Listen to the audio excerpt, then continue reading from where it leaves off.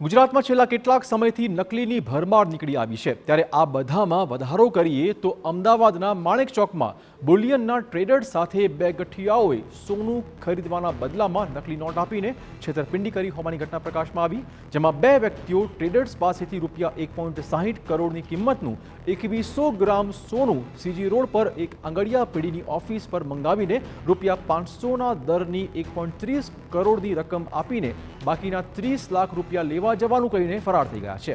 તપાસ કરતા 1.30 કરોડની રકમ પેટે ચૂકવેલી તમામ ₹500ના દરની નોટો નકલી હોવાની વિગતો સામે આવી હતી।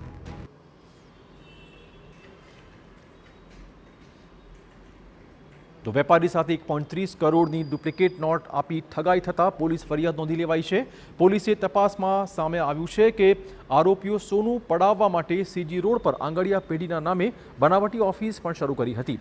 આ વિશે નવરંગપુરા પોલીસે ગુનો દાખલ કરીને તપાસ આરંભી દીધી છે।